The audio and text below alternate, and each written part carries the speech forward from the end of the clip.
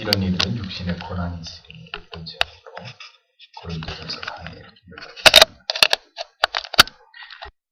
부르심을 받은 대로, 즉 하나님께서 은혜를 베풀어 주심으로 우리를 구원으로 부르신 것은 세상의 그 무엇에도 얽매이지 않고 하나님의 섭리와 뜻에 순응하는 삶을 살아가게 하기 위함이다라고 사도는 밝히고 있습니다.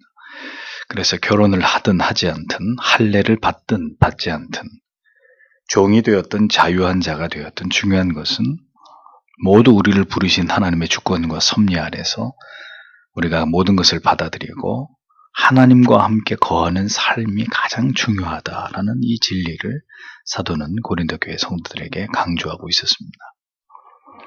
그리고 이어서 사도는 처녀들의 결혼에 대한 사도 자신의 권고를 이어가고 있는 것을 보여줍니다. 25절에서 26절을 다시 보면, 이제 처녀에 관해서는 내가 주님의 명령을 받지 못했습니다. 그러나 나는 주님의 자비하심을 받아 믿을 만한 사람이 된 자로서 의견을 말하겠습니다.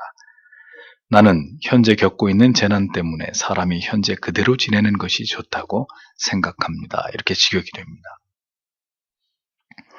예수님께서 결혼에 대한 말씀은 분명히 복음서를 통해서 남겨두셨는데, 그 결혼의 문제 가운데 처녀들의 결혼의 문제에 대해서는 주님이 말씀하지 않으셨습니다. 아마 주님의 공생애가 더 길어졌다면 이 부분도 분명히 말씀하셨겠지만, 아무튼 이 처녀들의 결혼에 대한 문제는 주님이 말씀하지 않았기 때문에 사도가 이제 사도의 입장에서 그리스도로부터 모든 하나님의 말씀을 전할 권한을 위임받은 사도로서 이제 이 부분에 대한 내 소견을 이야기하겠다. 그러면서 이 주제에 대한 권면을 이제 시작을 합니다. 고린도전서 7장은 특별히 어떤 상황 하에서는 결혼을 하지 않고 지내는 것이 유익할 수도 있음에 대한 논의가 반복되고 있는 것을 보여줍니다. 사도는 임박한 환난을 생각한다면 결혼을 하지 않고 그대로 지내는 것이 좋을 수 있다는 것을 분명히 반복해서 이야기합니다. 그러나 이 말씀은 보편적인 경우가 아니라 환난이 임박한 때에는 이라는 단서가 붙어 있습니다. 환난이 임박한 때에는 독신으로 살아가는 것이 더 유익할 수도 있다. 이것을 강조하는 것이죠. 사도가 말하는 임박한 환난이란 무엇일까요? 이것은 그리스도의 재림과 같은 궁극적인 종말론적인 차원에서의 어떤 그 환난이라고도 볼 수 있겠지만, 아마도 고린도에서 복음을 받아들이게 된 신자들에게 있어서는 지금 점점 그들에게 다가오고 있는 어떤 여러 가지 그들이 예수를 믿은 개종자가 됐다는 이유 때문에 그들이 견뎌야 되는 어떤 환난과 시련을 의미하는 것으로도 볼 수 있습니다. 초대교회 성도들은 실제로 믿음을 지키기 위해서 모든 사회적 지위를 하루아침에 박탈당하거나 재산을 몰수당하거나 심지어 가문에서 쫓겨나기도 하고, 더 심한 경우는 목숨을 잃게 되는 경우들이 빈번했던 것을 우리가 알 수 있죠. 그래서 바울은 지금 고린도 교회를 비롯한 초대교회에 이제 곧 휘몰아치게 될 이러한 극심한 환난을 내다보면서 지금 고린도 교회의 처녀들에게 이러한 권면을 하고 있었던 것입니다.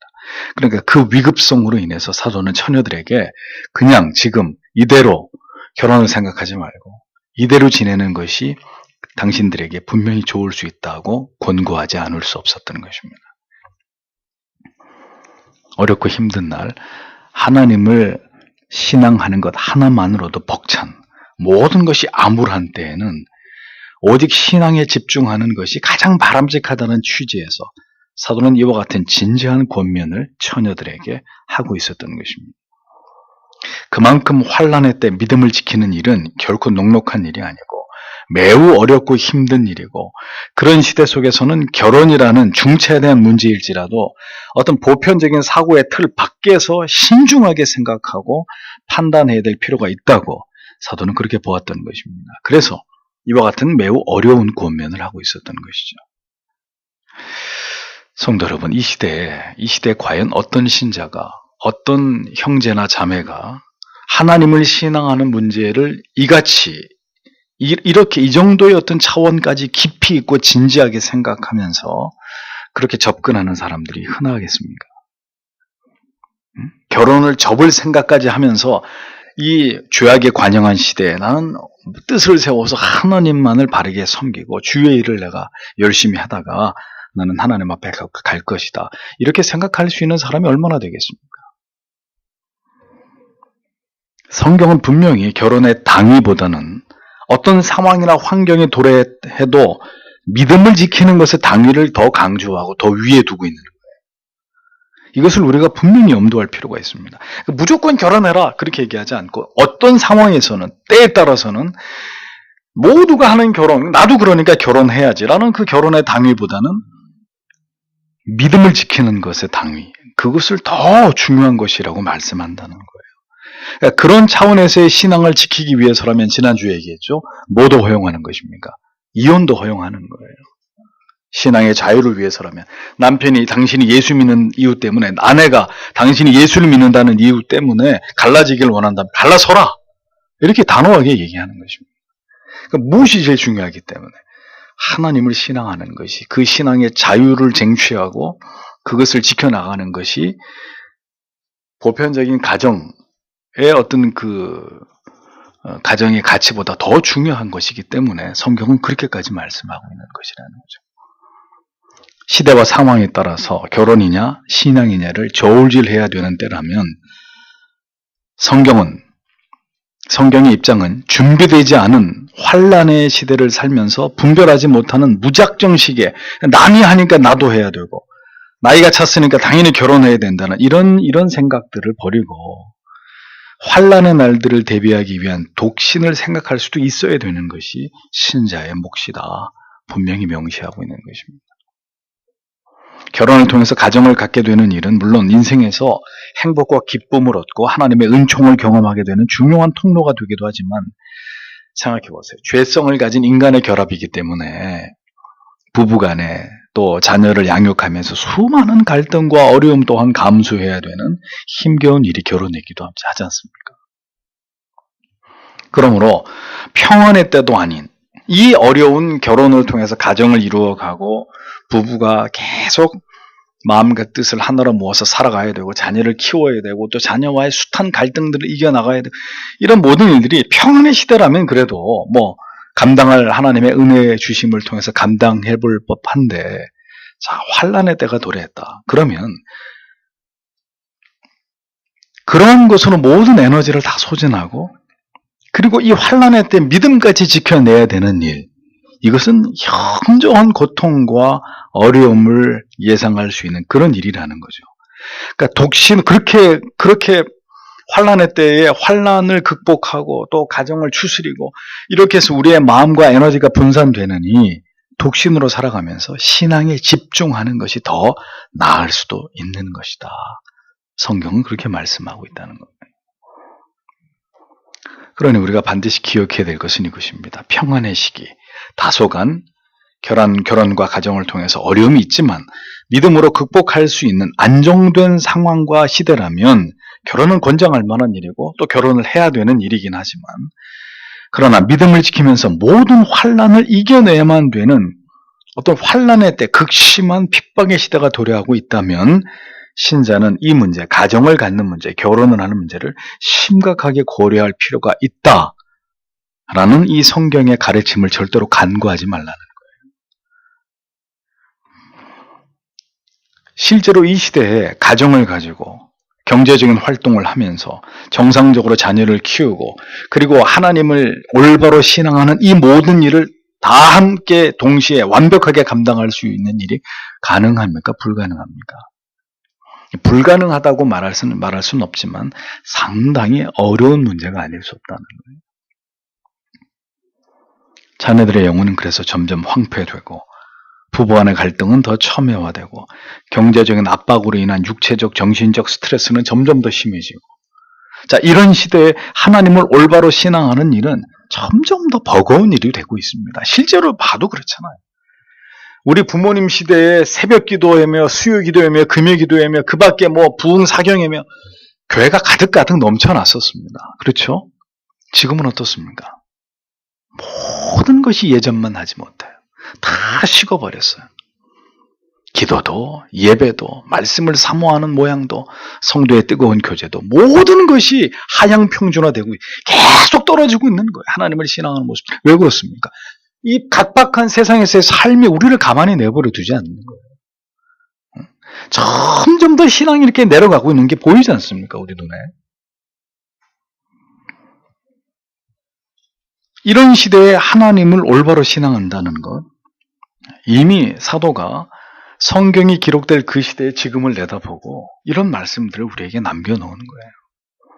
모든 것을 간소화하는 신자의 영적인 삶에 있어서도 미니멀 라이프가 필요한 때가 됐단 말이죠. 모든 것들을 간소화, 마음을 쓰는 것들을 최소화하고 더 영적인 것에 집중하지 않으면, 더 거룩하고 경건한 것에 우리의 마음을 두지 않으면 절대로 올바른 신앙의 길을 지켜갈 수 없는 시대가 됐습니다. 솔직히 말씀드려서. 점점 더 어려워지고 있어요. 점점 더 바른 믿음, 좀 더 하나님을 가까이 하고 말씀을 기도에 마음을 쏟고 이런 일들이 점점 더 우리의 삶에서 빠르게 뒤로 물러나고 있단 말입니다. 신앙의 하향 평준화. 사도는 그래서 그냥 지내는 문제를 더 구체적으로 확대하면서 이 문제에 계속해서 접근해 들어갑니다. 27절에서 28절을 보십시오.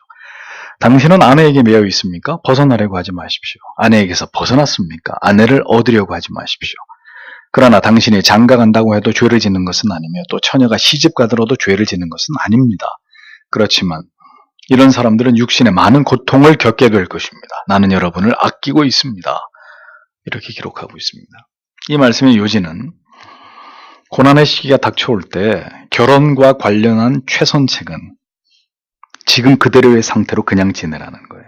즉 기혼자는 기혼자의 신분에서, 그리고 이혼이나 사별로 인해서 배우자로부터 놓이게 된 그런 상태라면 다시 재혼을 시도하지 말고 그냥 그 상태에서 환난을 지나가는, 그 환난을 하나님을 의지하면서 견뎌내는 것이 중요하다고 사도는 권면하고 있는 겁니다. 환난과 박해의 고통을 덜기 위해서 그런 이유 때문에 아내를 버리거나 남편을 버려서도 안 되고, 환난의 때 그렇게 해서 이혼을 했든지 아니면 배우자로부터 사별했든지 노임을 받았는데 또다시 다른 배우자와 재결합을 하는 일 역시 어떤 일이라는 거죠? 많은 고통을 수반하는 일이라고 사도는 설명을 합니다. 부르심을 받은 그대로 지내면서 오직 하나님 안에 거하고 믿음을 지키면서 경건에 이르기를 진력하는 일에 신자는 더 한층 노력하는 것이 훨씬 지혜로운 일이다 라고 성경은 강조하고 있습니다. 자, 이제 그러면 이런 권면을 듣고 있는 고린도 교회 성도들에게, 우리들에게 한 가지 의문이 생기겠죠. 그럼 결혼을 하면 그게 죄인가? 이런 겁니다. 그래서 바울은 이어서 해명을 하기를, 장가가는 것도 죄를 짓는 게 아니고 처녀가 시집을 가는 것도 죄를 짓는 것이 절대로 아니다. 그건 죄의 문제가 아니다. 유익의 문제다. 이렇게 얘기를 하는 거죠. 결혼이 하나님이 세우신 제도인지 어떻게 결혼이 죄가 될 수 있습니까? 결혼은 죄가 아니다. 단지 위급한 상황, 환난과 박해가 임박한 때라면 이것은 미루어두는 것이, 그것을 접고 생각하는 것이, 그것이 그들의 신앙에 유익한 부분이 있다. 이것이 성경의 입장이라는 거예요. 환난 날이 시작되는 시기에 결혼은 모든 면에서 고난을 가중시키는 일이 될 수 있기 때문에 그러한 때라면 차라리 독신으로 내 믿음을 잘 간수하고 믿음을 지키면서 하나님을 경건하게 신앙하는 일에 더 집중하는 것이 훨씬 우리의 영혼을 지키는 문제에 있어서 유리할 수 있다. 성경은 지금 그것을 말씀하고 있는 거죠. 그래서 바울이 뭐라고 합니까? 나는 너희를 아끼노라. 이런 말로 박해를 인해서 당하게 될 육체의 고난을 상기시키면서 결혼으로 인해서 가중될 정신적, 육체적 고통, 책임, 부담, 이런 것들로부터 성도들이 보호되기를 바라는 심정을 밝히고 있었던 것입니다. 환난의 때는 가정도 뭐가 될 수 있다는 거예요? 무거운 짐이 될 수 있다는 거예요. 나가서 기도해야 되는데 안 믿는 가족들이 가지 말라고, 교회 뭐하러 가냐 그러고, 좀 성경 읽어야 되는데 집중하지 못하게 하고 더 뭔가 영적인 하나님이 기뻐하는 일들에 내 시간을 좀 바쳐야 되는데 많은 어떤 가정에 관계된 일들에 매이고 묶이게 되고 자 그러면서 어떻게 환난의 날들이 지나갈 수 있겠느냐는 거예요. 허리띠를 조려 매고 죽기 아님을 살기로 하나님을 의지하고 부르짖으면서 이 고난이 이 환난과 핍박이 지나가기를 이것을 믿음으로 승리하기를 기도해야 되는 것도 빠듯한데 이런 상황에서 결혼을 하고 가정을 갖게 될 경우에 얼마나 더 많은 에너지를 거기에 소진하면서 내 믿음을 지키는 일에는 소홀히 할 수밖에 없는 상황이 오지 않겠느냐. 그것을 사도가 우려하고 있었던 것이죠. 환난의 때 가정은 더 무거운 짐이 될 수 있기 때문에 염려하는 바울의 마음이나 믿음 없고 신실하지도 않은 신앙을 가진 자들과 결혼하려고 하는 지체들을 볼 때 목사의 마음이나 다르지 않습니다. 왜? 앞으로 어떤 삶을 살아가게 될지 훤히 보이기 때문에 그래요. 환난의 때가 임박한데도 결혼하려고 하는 이런 문제, 지금 바울이 볼 때 갑갑한 거고 우려되고 심히 염려스러웠던 것이고 지금 이 시대 목사가 볼 때 안 믿는 사람하고 결혼하겠다고 하는 지체들도 보면 답답한 뻔히 보이거든요. 어떤 삶을 살아가게 될지. 그냥 우려하고 염려하기 때문에 꼭 그런 결혼을 해야 되는 것인지 다시 생각하도록 권유할 수밖에 없는 것입니다. 중요한 건 뭐예요? 모든 건 우리의 믿음입니다. 우리가 그 모든 것을 감당할 수 있을 만큼의 절대적인 신앙이 있다면 결혼을 하든 뭐 환난 때가 도래하든 뭐가 문제가 되겠어요? 믿음으로 그 모든 걸 다 감당하면 될 거 아닙니까? 그만큼 믿음이 출중하다면 그런 문제 될 거 없어요. 그러나 우리의 믿음이 그렇게 강하지 못하다면 그 모든 상황은 고스란히 내가 다 끌어안고 견뎌내야 되는, 그러나 견디기 힘든 고통들이 되는 거예요. 무거운 짐들이 되는 거란 말이죠. 우리에게는 시대를 분별함과 동시에 가장 지혜로운 선택이 필요합니다. 가정을 유지하기 위해서 신앙을 버리느냐, 신앙을 지키기 위해서 독신을 선택하느냐. 사도 바울의 때에도 이것이 중요한 주제가 되었다면 앞으로 다시 이 주제를 깊이 생각해야만 되는 때가 오지 않으리라는 법이 있겠습니까? 사도의 시대에 이미 신앙의 문제 때문에 결혼을 할 것이냐, 독신으로 살 것이냐, 이런 주제까지 올려놓고 이것을 공개적으로 사도가 성도들에게 이야기를 해야 되는 이런 상황까지 갔다면 우리 시대는 과연 이러한 담론이나 주제들이 전혀 해당사항이 없는 시대이냐? 앞으로 그럼 그런 시대가 오지 않는다고 우리가 장담할 수 있겠느냐? 절대 아니라는 거죠.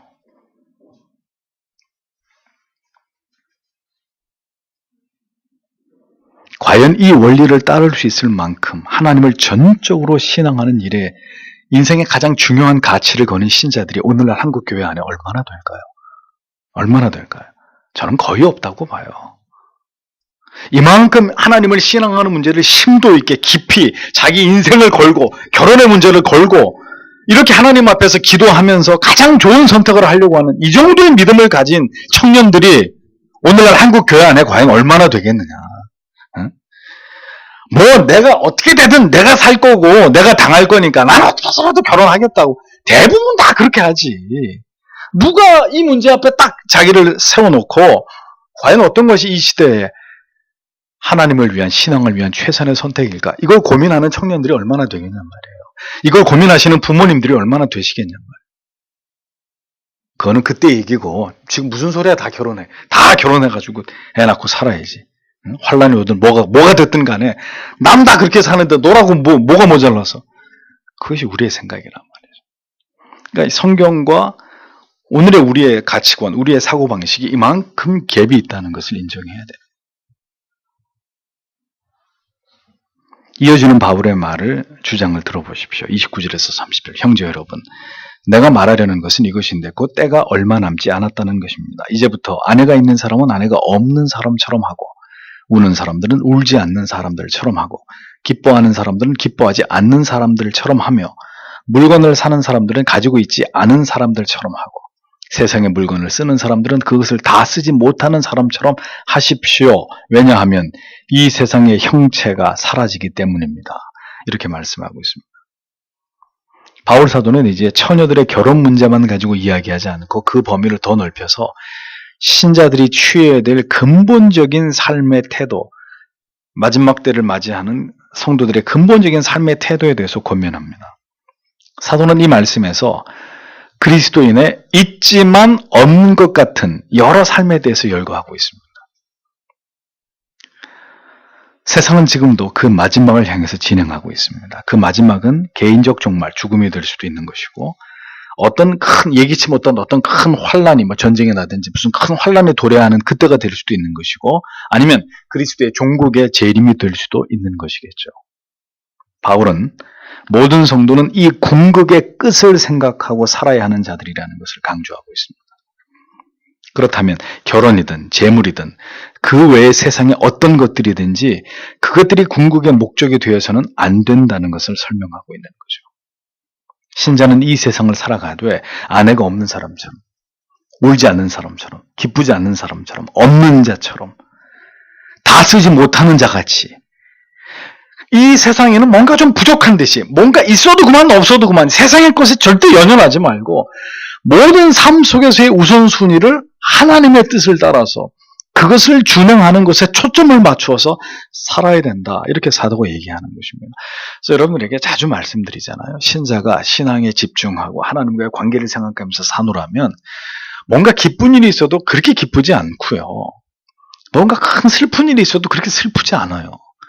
뭔가 기쁜 일이 있어도 왜 기쁘지 않을까요? 그 기쁜 일이 있고 난 다음에 또 넘어질 걸 생각하고 또 어떤 환란이나 어려움이 닥칠 것을 생각하고 그 다음에 또 어떤 날이 내게 올지 모르기 때문에 그 기쁜 거 그냥 잠시로 그냥 끝나는 거예요. 경건한 그리스도인들은. 또 슬픈 일을 당했어요. 근데 그게 죽을 것처럼 슬프지 않아요. 슬픈 일을 당했으면 또 그 슬픔에서 하나님이 위로하시고 건져내시고 또 새 날을 주실 것이라는 걸 알기 때문에 있으면 있어서 좋지만 그게 막 정말 세상을 다 가진 것처럼 그렇게 기쁘지 않아요. 모든 것이 하나님의 손에 달리기 때문에 언제 어떻게 우리의 모든 삶의 환경과 상황이 가변적으로 바뀔 수 있을 것이라는 것을 신자들은 알기 때문에 눈앞에 어떤 상황 때문에 그렇게 막 일희일비하지 않는단 말이죠. 뭐든지 잠시예요, 그냥 잠시. 그래서 그 얘기입니다. 기뻐도 그렇게 너무 기쁜 사람처럼 하지 말고 결혼해가지고 아내 남편 깨가 쏟아 그런 거 다 그게 다가 아니라는 얘기죠. 막 돈이 막 굴러 들어와 그것도 전부가 아니라는 거예요. 신자는 이 세상에서 그렇게 어떻게 행복하게 꿈을 이루고 뜻을 세우고 행복하게 성공을 얻고 그런 것에 마음을 두고 가치를 두고 살아가야 할 존재들이 아니라는 거죠. 사도는 그것을 기억하라는 겁니다. 자기 이익과 쾌락, 자기 만족, 그 피로에 급급하지 말고 허망하게 사라져버릴 세상의 그 어떤 것에도 연연하지 말고 이 세상의 모든 것은 다 지나가는 것들일 뿐이다. 이렇게 여기면서 영원한 날들을 고대하면서 살아가야 된다. 이렇게 교훈하는 것입니다. 그러니까 성도 여러분, 뭐가 없으면 안 될 것처럼 막 거기에 매이고 안달복달하면서 그렇게 살지 말라는 거예요. 있어도 그만, 없어도 그만. 있으면 있어서 좋은 거고 없으면 그거 없어도 사는 데는 지장이 없다고 생각하고 그렇게 세상의 것에 너무 아둥바둥하면서 그렇게 살아가다가는 뭘 놓친다는 거예요? 영혼을 놓쳐버린다는 거예요. 영혼에 대한 준비가 소홀해진다는 거예요. 있으면 편하고 좋고 즐거울 수 있지만 그렇지 않더라도 절대로 못 살 것처럼 난 그렇게 하고는 못 살아! 이런 말 하지 말란 말이에요. 뭘 못 살아? 주의 은혜로 다 사는 거죠. 살 수 있는 거죠.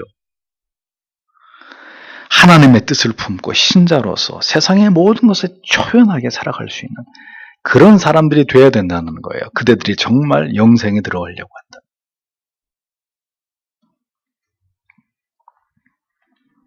오늘도 신자라고 이름하는 사람들이 얼마나 이 세상의 가치들에 목을 메고 살아가고 있습니까? 공부든 돈을 버는 일이든 우리를 꾸미는 일이든 시집을 가고 장가를 가고 집을 장만하고 이러한 이 세상에서 살아가는 일에 지나치게 몰두하고, 그게 필요 없다는 말이 아니에요. 지나치게 몰두하고 그것에 마음을 두는 것은 지극히 어리석은 일이다라는 것을 성경이 우리에게 교훈하고 있다는 겁니다. 그래서 이제 다음 주에 이어서 얘기하겠지만, 남편을 둔 사람은 어떻게 하면 내가 남편에게 잘 보일까? 남편의 마음을 차지할까? 아내가 있는 사람은 어떻게 하면 아내를 즐겁게 할까? 다 그렇게 우리의 마음의 생각이 나뉘어져 버린다. 자식이 있으면 얘를 어떻게 공부를 시켜가지고 얘를 어떻게 좀 세상에서 성공을 시킬까? 우리의 모든 생각들이 다 그런 것에 다 빨려 들어가 버리고, 정말 우리의 마음에 생각하고 집중해야 될 것들에 대해서는, 그 소중한 진리의 가치에 대해서는 등한히 하게 되는 이런 문제가 생긴다는 거예요. 부득불 결혼을 하면, 가정을 갖게 되면 성경은 이런 문제들을 숨기지 않고 얘기하고 있는 거예요. 하룻밤 묵고 떠날 여관에다가 새로 도배를 하고 침대를 새걸 들여놓고 가구를 새로 들여놓는 그런 바보 같은 짓을 하는 사람이 없잖아요. 그냥 불편하면 불편한 대로 하룻밤 구겨 자고 속히 집으로 돌아가야지. 그게 고향을 향하는 나그네의 마음이듯이 성도의 마음이 그래야 된다. 그게 성경의 가르침입니다. 있으면 있는 대로, 없으면 없는 대로, 기쁜 일이 있으면 그런 대로, 슬픈 일이 있어도 그렇게 세상 이제 다 산 것처럼 그렇게 낙심하지 않고, 결혼을 해도 서로에게 지나치게 얽매여가지고 자기야 그렇게 하지 말고, 서로를 기쁘게 하는 일에만 그렇게 마음을 두지 말고, 오직 영원한 나라를 바라보고 소망하면서 그렇게 영원을 바라보고 살아갈 수 있어야 그 사람이 참된 신자고 참된 신자의 모습이다. 사도는 교훈하고 있는 것입니다. 왜? 그대의 생명이 오늘까지일지 내일까지일지 모르지 않느냐 이거죠. 그러므로 성도 여러분, 우리는 오늘도 이 말씀을 통해서 점검해 보아야 됩니다. 무엇을요? 우리의 소망이 정말 하늘을 향하고 있느냐.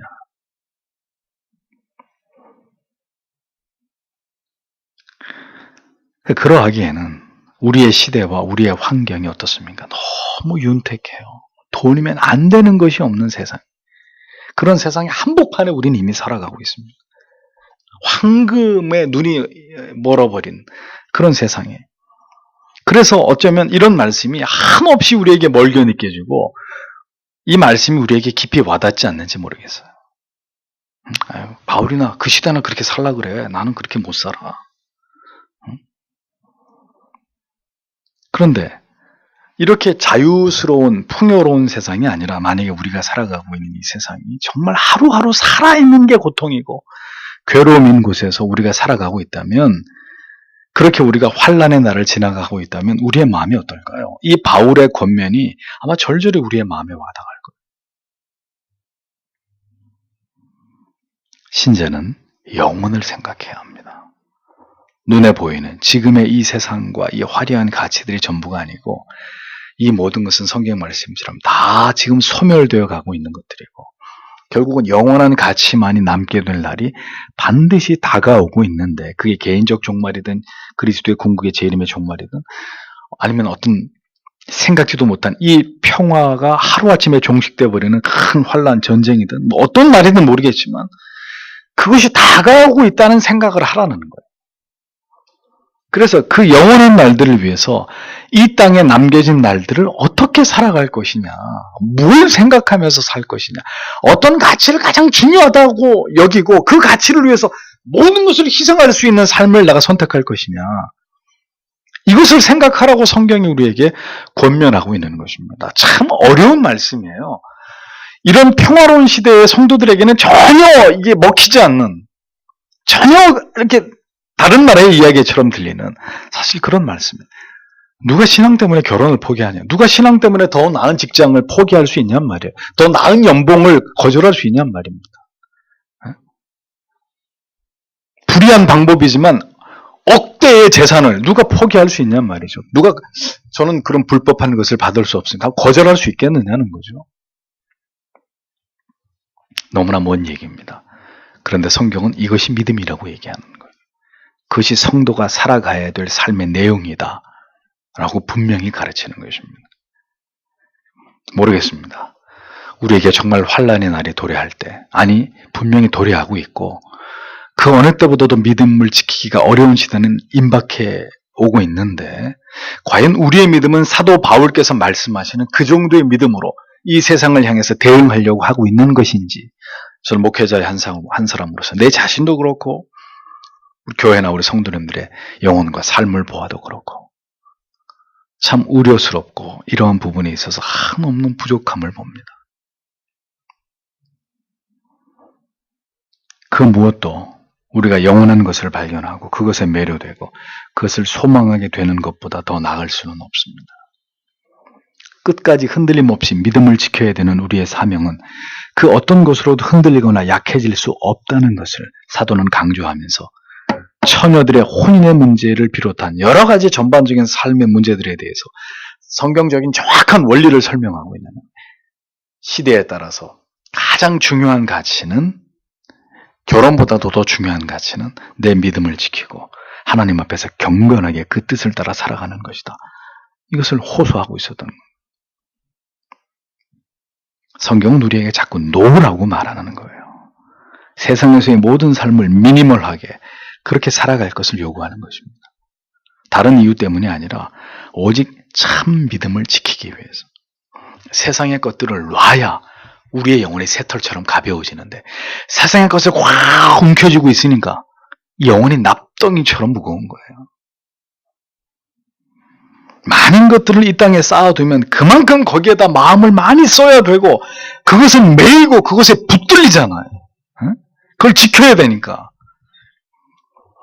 점점 포기하고 내려놓고 없는 듯해야, 오늘의 말씀처럼 가진 사람은 가지지 않은 사람 뭐든지 없는 듯해야, 없는 것처럼 여겨야 우리의 마음이 영혼이 높은 것을 지향할 수 있고 우리 영혼이 점점 하나님께로 나아갈 수 있는 것이지, 이 원리를 우리가 절대로 잊어서는 안 되는 것입니다. 그렇게 우리의 영혼을 하나님의 말씀과 은혜로 채우고 그 언약을 굳게 붙드는 자들이 되셔야 된다는 거죠. 어두운 세상이 우리 당대에 도래하지 말라는 보장이 없습니다. 앞으로 어떤 세상이 우리에게 찾아올지 알 수 없습니다. 이미 영적으로 우리는 숨이 막히고 있는 세상 속에 들어가고 있습니다. 농담이 아니라 여러분들에게 말씀드리잖아요. 그 우리 교회 어린 자녀들, 여러분들의 어린 자녀들, 손자, 손녀들, 그들의 미래가 염려되지 않습니까? 그 아이들이 어떤 미래를 맞이하게 될지, 그 아이들이 살아갈 세상에, 이 세상이 얼마나 더 망가지고 얼마나 더 악한 죄악들이 생산되고 얼마나 더 아주 강력한 배교의 현상들이 일어나게 될지, 그래서 그 상황에서 우리의 자녀들이 과연 믿음을 지킬 수 있을지, 우리 손자, 손녀들이 바른 교회를 만나서 바른 하나님의 말씀을 들으면서 순교를 각오한 그런 믿음으로 그 아이들이 배도하지 않고 그렇게 하나님을 신앙할 수 있을지, 이런 거 염려되지 않으십니까? 교회에서 아이들이 뛰어다니면 이쁘고 귀엽고 사랑스럽지만 그 아이들의 영혼, 그 아이들의 미래를 생각하면 가슴이 착잡해지는 거예요.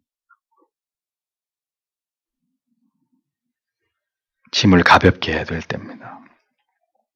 모든 세상을 향한 집착과 내 육신을 향한 욕망을 거세하고 이제는 영원한 것을 바라보고 소망하면서 그 때를 기다려야 되는 상황이 도래하고 있습니다. 우리 모두에게 이렇게 시대를 읽고 대비할 수 있는 마음과 지혜와 이 깨어있음이 그 어느 때보다도 절실히 필요한 그런 때를 우리는 살아가고 있습니다. 주어진 하루하루 최선을 다하되, 제 염세주의를 말씀하는 게 아니에요. 사도가 세상 다 포기하고 될 대로 되라, 세상은 관심 없다 이러고 그냥 뭐 광신도들처럼 그런 얘기를 하고 있는 게 아니죠. 주어진 하루하루에 최선을 다하되 집착하거나 욕심을 내지 말고 내 영혼을 돌아보는 일에, 하나님과의 관계 속에서 나의 내세에 대한 확신을 다지는 것에, 거기에 언제나 더 몰두하는 삶이 되어야 된다는 것입니다. 따라서 목사님 너무 바빠가지고 성경 한 장 들여다볼 시간이 없습니다. 잘못 사는 인생입니다. 응? 학교 다니라고 너무 피곤해가지고 성경 한 장 못 들여다보고 기도할 시간도, 그럼 학교를 그만두든가. 응? 극단적으로 얘기해서. 그게 아니면 열심히 공부하면서, 열심히 돈 벌면서, 일하면서, 가정에서 가사 일들을 하시면서 하나님 앞에 엎드려서 하나님, 그런 가운데서도 믿음을 지키고 하나님을 가까이 하고 내 믿음이 더 배양이 될 수 있도록 내 영혼을 붙들어 달라고 그렇게 기도하는 게 해답 아니겠어요? 그러니까 나는 이렇게 살래. 자기 영혼에 대해서 무책임하게 그렇게 살아가는 게 그걸 합리화하는 게 답이 아니고 정말 비장한 각오를 해야 될 거 아니냔 말이죠. 먹고 싶은 거 다 먹고 하고 싶은 건 만나고 싶은 사람 다 돌아다니니까 다 돌아다니면서 어떻게 우리가 이런 믿음으로 무장해서 마지막 날을 준비하겠습니까? 불가능한 이야기예요. 죽었다 깨어나도 안 되는 일이에요. 그런 식의 믿음은 불가능한 거예요. 사랑하는 성도 여러분, 오늘 우리의 시대와는 너무 다른 이야기지만 고린도 교회는 임박한 환란의 상황에서 바울이 이런 문제까지 이야기하면서 그들을 준비시키고 최소한의 그 믿음을 지키기 위한 어떤 조치들을 취해야 되는 상황에서의 어떤 긴박한 그런 상황에서의 말씀이었기 때문에 여러분들에게 꼭 지금 그렇게 하라고 이렇게 적용할 수는 없는 부분이 분명히 있습니다. 그러나 그렇게만 들어서는 안 되는 것은 우리에게도 만약에 그러한 상황이 도래한다면 성경은 여기까지를 각오해야 된다고 그것이 믿음이라고 우리에게 분명히 가르치고 있는 거예요. 모든 걸 다 움켜쥐고 그러면서 하나님을 쫓겠습니다. 주의 재림을 대비하겠습니다. No. 그거는 안 되는 일이고 그거는 성경이 말씀하고 있는 내용이 아니고 만약에 이런 상황이 되면 너희도 고린도 교회 성도들이 그때의 처녀들이 총각들이 고린도 교회의 성도들이 그러한 삶을 지향했듯이 오늘 우리들도 그것을 각오해야만 되는 때가 올 수 있다. 믿음은 거기까지다. 라고 오늘의 말씀이 우리에게 가르치고 있는 것입니다. 그러니 사랑하는 성도 여러분, 이런 말씀을 들으면서 믿음이 거기까지구나. 그것을 생각해야지, 기도해야지, 그것을 대비해야지. 이런 마음을 먹는 성도들이 목사의 양심을 보고 말씀드리겠지만 한국 교회에 0.1%도 안 될 거예요. 이런 것을 생각하면서 하나님을 신앙하는 신자들, 또 이러한 말씀을 교회에서 피를 토하듯 외치는 그런 교회나 목회자들도 많지 않고 오늘도 성도 여러분 이러한 말씀에 우리의 마음을 깊이 두시고 하나님 우리의 믿음이 거기까지 자라기를 원합니다. 정말 하나님을 신앙하는 것이 전부인 그런 인생, 그렇게 하나님을 신앙하다가 하나님의 품에 안길 수 있는 그런 신자들 되기를 원합니다. 주여 우리를 붙들어 주시고 그 믿음의 길로 인도해 달라고 오늘 밤도 다 함께 기도하는 저와 여러분들이 되셔야 될 것입니다. 기도하겠습니다.